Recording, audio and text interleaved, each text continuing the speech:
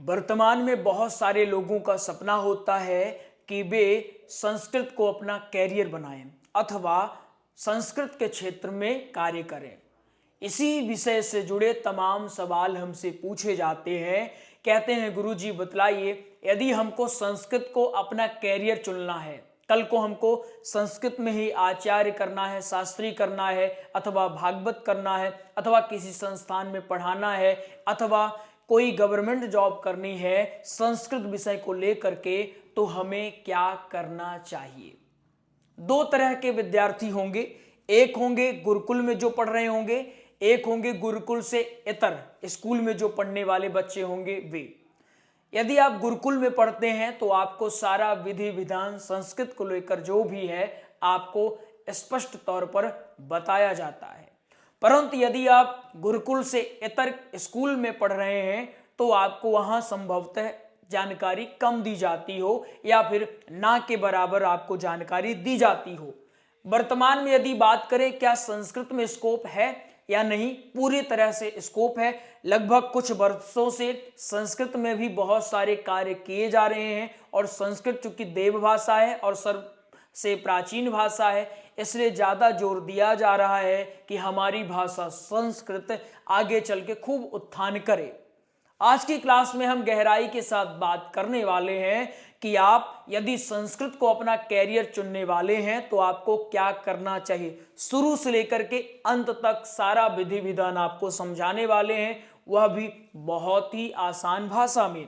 मान लीजिए कोई एक बच्चा है, इसको हम क्या चाहते हैं, इसको चाहते हैं कि ये अपना भविष्य संस्कृत को लेकर के बनावे, अथवा ये जो भी काम करे तो संस्कृत में करे। किस में करे?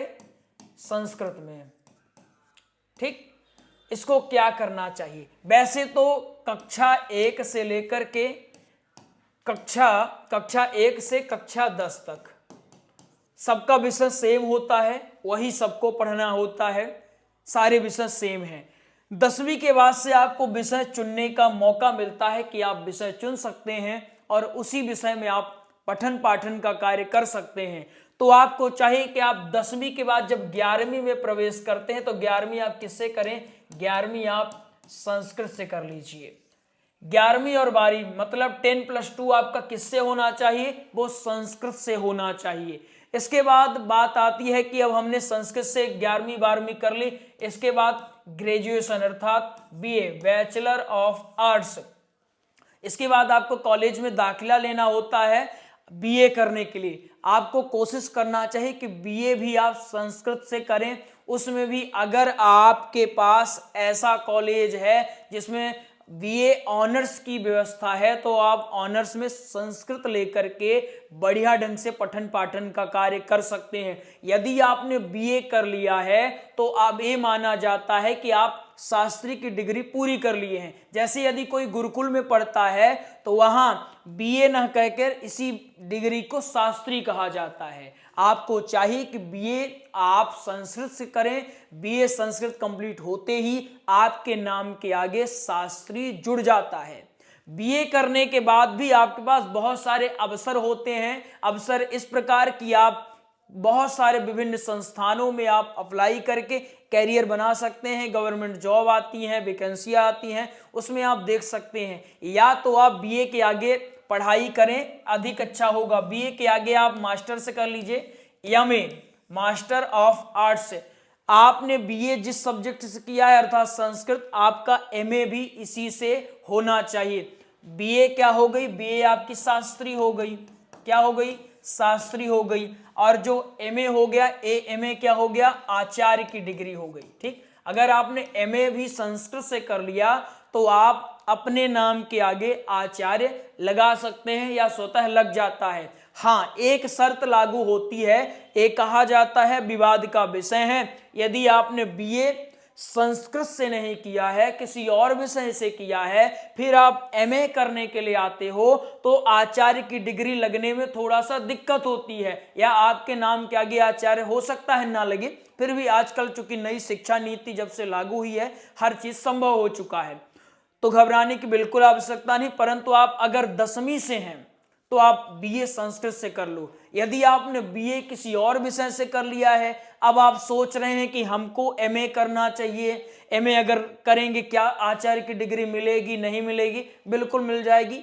अगर थोड़ा डर लग रहा हो तो आप जिस कॉलेज में दाखिला लेने वाले हैं वहां के प्रमुख से अवश्य बात कर लीजिएगा कि हमने बीए किसी और विषय से किया है, अब हम एमए संस्कृत से करना चाहते हैं, क्या हमको आचार्य की डिग्री मिलेगी या नहीं मिलेगी?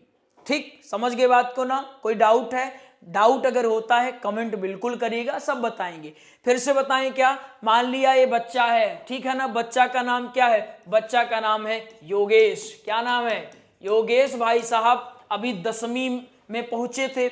10वीं में हमने सोचा कि इनको संस्कृत से कुछ करवाया जाए। 10वीं में हमने क्या किया? 10वीं में हमने बीए करवा दिया। बीए किससे करवाया? संस्कृत से करवाया। बीए कितने साल का होता है? 3 वर्ष का, ठीक है ना।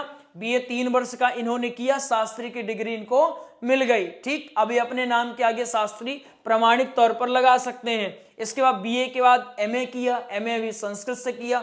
एमए कितने साल का होता है? 2 साल का होता है। एमए के बाद आचार्य की डिग्री मिल गई, अपने नाम के आगे आचार्य लगाएं, कोई दिक्कत नहीं।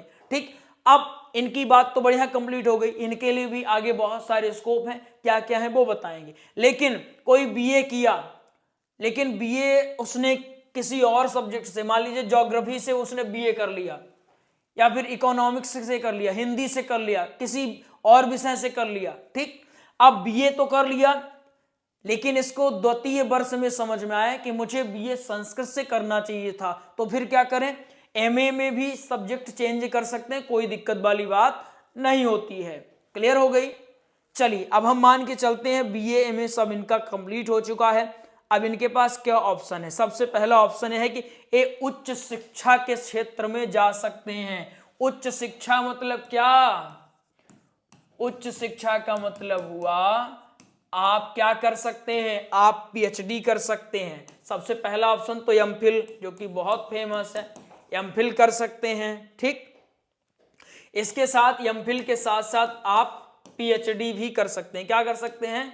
आप पीएचडी भी कर सकते हैं। उच्च शिक्षा में ये आते हैं। इसके साथ अगर उच्च शिक्षा नहीं जाना है, अगर आपको शिक्षक बनना है, तो आप किसी सरकारी या निजी स्कूल में शिक्षक भी बन सकते हैं। अगर आपने एमए कर रखा है तो आप आसानी से वो कर सकते हैं। ठीक, अगर ज्यादा आसानी से और चाहिए तो सबसे फेमस है बीएड, ठीक है ना, आप बीएड कर सकते हैं। बीएड के बाद बहुत सारे स्कोप होते हैं कि आप सरकारी विद्यालय में या फिर निजी विद्यालय में पठन पाठन का कार्य करवा सकते हैं। ठीक, आप वहां आसानी से पढ़ा सकते हैं। भर्तियां आती हैं अतिथि शिक्षक के रूप में। आप जब बीएड करते हैं अतिथि शिक्षक के रूप में आपकी भर्ती हो जाती है, उसमें 10 से 12% कुछ छूट भी मिलती है। अगर आपने किसी सरकारी स्कूल में पढ़ाया है या प्राइवेट स्कूल में पढ़ाया है अतिथि शिक्षक के रूप में, तो आपको बेनिफिट भी मिलता है। ठीक, तो आप बीएड के माध्यम से पढ़ाने का काम भी कर सकते हैं। ठीक, इसके साथ प्रोफेसर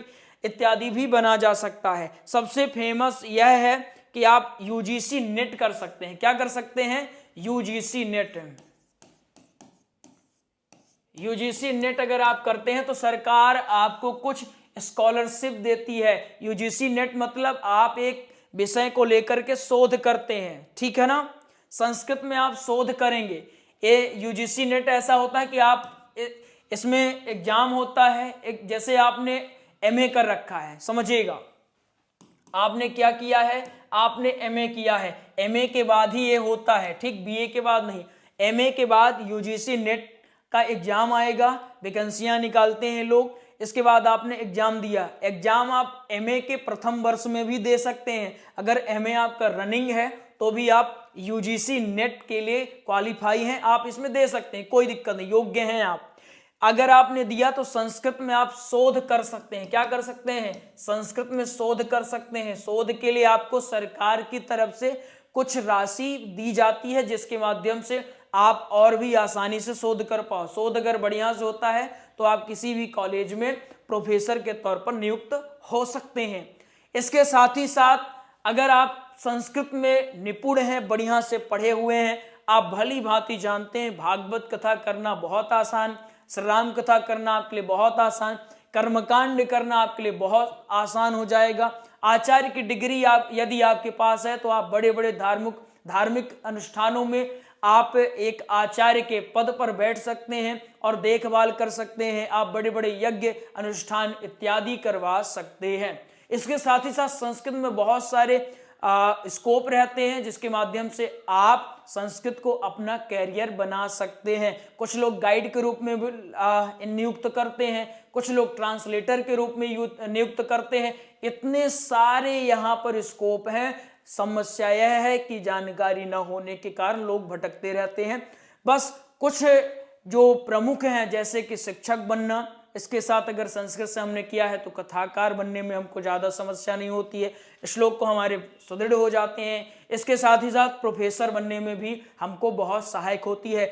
यूजीसी नेट में देखना, बाकी जो विषय है उसकी तुलना में संस्कृत में ज़्यादा स्कोप है, वैकेंसियाँ भी खूब अच्छी आती हैं और जल्दी जल्दी भर्ती भी होती है। चूँकि इसमें ज़्यादा स्कोप होने का कारण यह भी है कि ज़्यादातर लोग संस्कृत को उतनी प्राथमिकता नहीं देते, बस कुछ लोग ही इधर आते हैं। इस कारण से भीड़ थोड़ा सा कम है, जिससे हमारे चांसेस और भी बढ़ जाते हैं। जानकारी कैसी लगी कमेंट्स के माध्यम से आप बिल्कुल बताएंगे। यदि कोई डाउट आता है तो आप बिल्कुल हमें कमेंट करके पूछिएगा।